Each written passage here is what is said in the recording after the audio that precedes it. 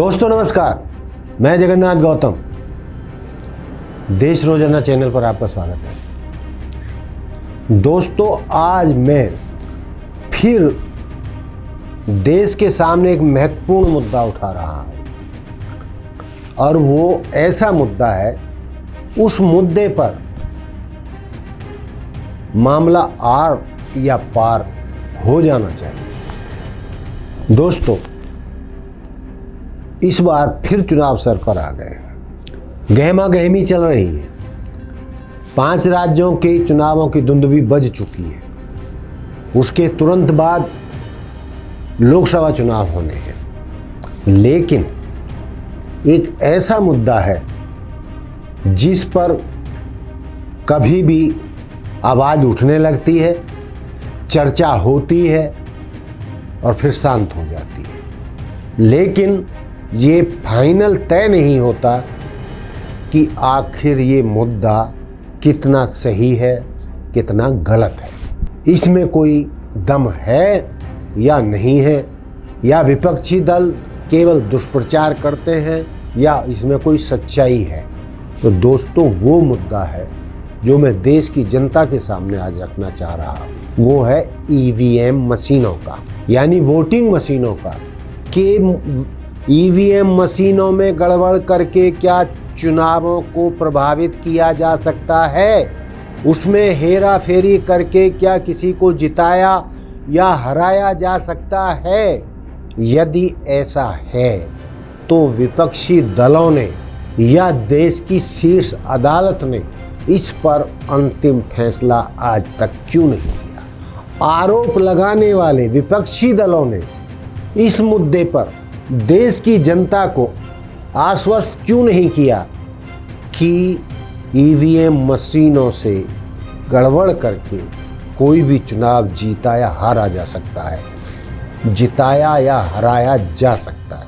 तो दोस्तों क्या ये ईवीएम का जो मुद्दा है, या तो विपक्षी दल ये घोषणा कर दें कि इस मुद्दे में कोई दम नहीं है, ईवीएम मशीन में कोई गड़बड़ी नहीं होती है, या फिर वक्तन पवक्तन इस मुद्दे को उछालना बंद कर दें, या अंतिम तौर पर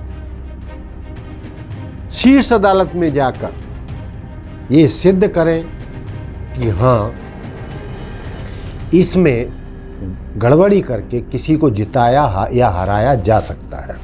हालांकि मैंने ये स्टोरी करने से पहले, ये वीडियो बनाने से पहले जितना अध्ययन किया, मैं उस नतीजे पर पहुंचा कि कई बार इन मशीनों में गड़बड़ होती है, जाने अनजाने।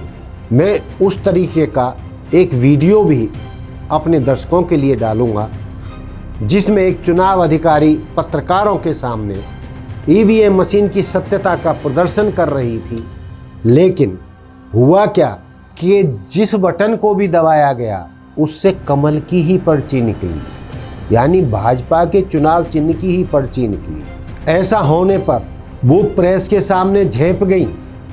पत्रकारों ने जब उनसे सवाल पूछे तो अपनी खीज मिटाने के लिए उन्होंने कहा कि शायद आज इन सब पत्रकारों को थाने में ही बैठाना पड़ेगा। उनका तात्पर्य ये था कि प्रेस डर जाए और ये लीक ना करे कि जो भी बटन दबाया जा रहा था किसी भी पार्टी का, लेकिन उससे पर्ची कमल की ही निकल रही थी, और उसका हम प्रूफ भी आपको देंगे। ये देखिए 4 नंबर पे सब जो भी नाम है, 1 2 3 4 है, जो भी आप डालेंगे उसका नाम सबसे। हाँ ये सब फिर उसको ऑन कीजिए। ठीक है, तो इसमें 3 नंबर के दूसरा राज्यपाल और उनका चिन्ह हो रहा है। अब अभी कोई दबाएगा तो कुछ नहीं होगा। ये गिर गया। आप कर सकते हैं, आप 2 नंबर लगवा दें। जैसे ये दबा 2 नंबर अभी हमने साथ दबा दिया, कुछ नहीं है। प्रेस में ऐसा देखा तो फिर आपको हम खाने में बिठाएंगे। ये नंबर 1। एक मुद्दा तो ये हो गया।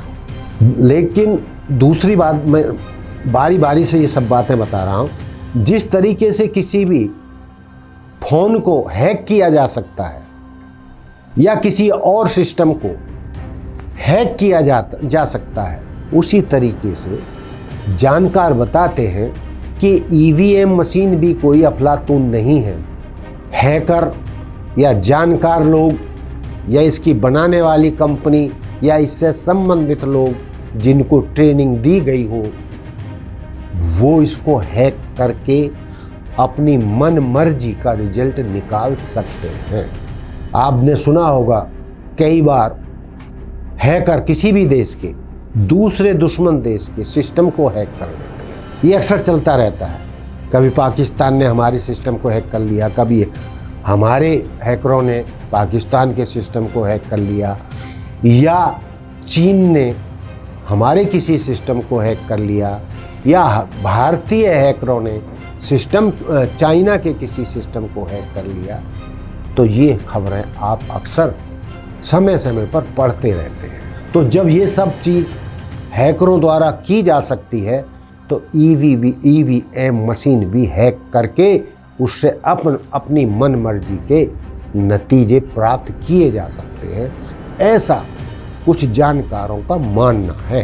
एक चर्चा बहुत हुई थी पिछले वर्षों में, जब उत्तर प्रदेश में जिला पंचायतों के या स्थानीय चुनाव हुए थे, तो उसमें जो सरकारी यानी सत्ता पक्ष के उम्मीदवार जीते और ऐसे ऐसे उम्मीदवार जीते जिनकी कतई उम्मीद नहीं थी, और सारे में बहुमत से उन स्थानीय निकाय के चुनावों में भाजपा जीत गई उत्तर प्रदेश में। लेकिन इसके बाद जो चर्चाएं चली वो बड़ी खतरनाक थी। उनमें बताया गया था, मैं कोई प्रत्यक्षदर्शी नहीं हूँ लेकिन कोई चीज़ छिपती भी नहीं है, बताया गया कि जो चुनाव अधिकारी थे, जो आम तौर पर स्कूलों के शिक्षक होते हैं, सरकारी स्कूलों के शिक्षक होते हैं या सरकारी विभागों के कर्मचारी होते हैं, तो वही चुनाव अधिकारी होते हैं। तो बताया जाता है कि उन्होंने एक्स्ट्रा मशीनें अलमारियों के ऊपर रख दी थी। अब जो विपक्षी दलों के चुनावी एजेंट थे उनको बताया गया कि इन मशीनों के खाली डब्बे रखे हैं, लेकिन हकीकत जो लीक हुई वो कि उन डब्बों में जो अलमारियों के ऊपर रखे थे और जो विपक्षी दलों के एजेंटों को ये बताया गया था कि ये खाली डब्बे रखे हैं ईवीएम मशीनों के, दरअसल वो खाली डब्बे नहीं थे और उन पर उनके अंदर ईवीएम मशीनें थीं। और जब विपक्षी दलों के सारे एजेंट चले गए और उनसे ओके करा लिया कि हाँ भाई सब कुछ ठीक है, सबको कहीं कोई गड़बड़ तो नहीं है, नहीं है जी, और वो चले गए, और तो बताया जाता है फिर उन ऊपर से अलमारियों के ऊपर से मशीनों को उतार कर नए सिरे से उनमें वोटें डाली गई और कथित रूप से सत्ता पक्ष के उम्मीदवारों को जिताया गया। ऐसी चर्चाएं, अफवाहें उत्तर प्रदेश में चली।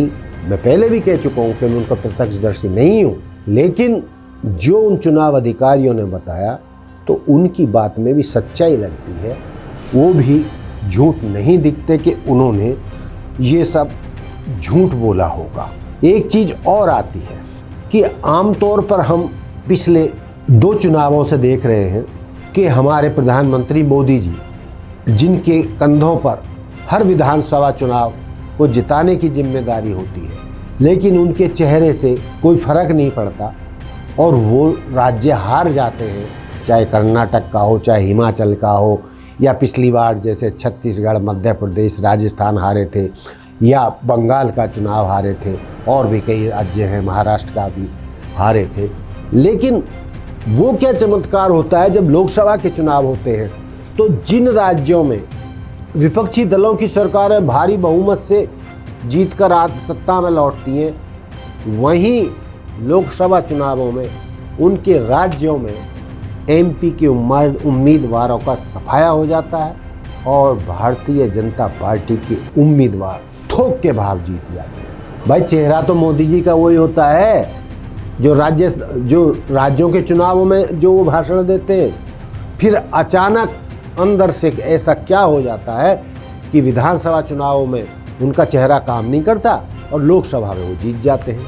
मैं नहीं कहता कि भाई ये गलत हो सकती है, हो सकता है कि भाई लोग राज्यों में प्रदेश सरकारों को जिताना चाहते हो, विपक्षी दलों को जिताना चाहते हो और लोकसभा के चुनावों में वो भाजपा को जिताना चाहते हो, मोदी जी को सत्ता में देखना चाहते हो, लेकिन बावजूद इसके शक की गुंजाइश तो दिखती है, माथा तो ठनकता है कि कहीं ना कहीं शायद कोई गड़बड़ तो नहीं है कि लोकसभा में हम विपक्षी दल इतनी बुरी तरीके से हारते हैं। तो मेरा कहने का तात्पर्य ये है कि इस मुद्दे पर दूध का दूध और पानी का पानी अंतिम रूप से हो जाना चाहिए इन 5 राज्यों के चुनावों से पहले और आने वाले लोकसभा चुनावों से पहले, कि या तो विपक्षी दल अभी भी समय है अपने विशेषज्ञों के साथ या हैकरों के साथ या जो भी उस सिस्टम हो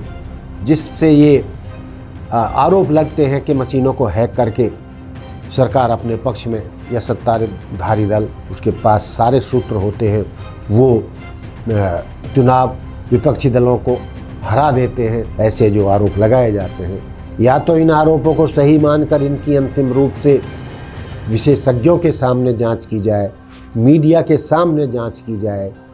और मेरा ये मानना है कि यदि विपक्षी दल सुप्रीम अदालत में ये मामला ले जाएं ठोस सबूतों के साथ, तो ये बेहतर होगा और ये ईवीएम में गड़बड़ी का मुद्दा अंतिम तौर से सुप्रीम अदालत में जाकर प्रूफ के साथ ये इस पर फैसला हो जाना चाहिए।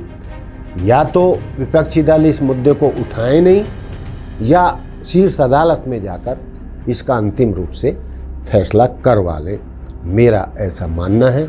और मेरा ही नहीं, देश के करोड़ों लोगों का मानना है कि यदि ईवीएम पे उंगली उठती है तो वो कितनी जायज़ हैं और कितनी नाजायज़ हैं, इस पर देश की जनता अंतिम रूप से फैसला चाहती है। तो दोस्तों, ये था मेरा मुद्दा ईवीएम में गड़बड़ी का, कि गड़बड़ी हो सकती है या नहीं। लेकिन ये प्रत्यक्ष रूप से कई बार साबित हुआ है कि किसी भी पार्टी के चुनाव निशान के सामने जब उंगली दबाई गई, बटन दबाया गया, तो पर्ची कमल की ही निकली। इससे क्या साबित होता है, तो ये सवाल मैं देश की जनता के सामने छोड़ कर जाता हूँ। इसी के साथ जय हिंद, जय भारत, जय संविधान, नमस्कार। देखते रहिए देश रोजाना। Like, subscribe and share. हमारे साथ जुड़े रहने के लिए देखते रहिए देश रोजाना का YouTube चैनल।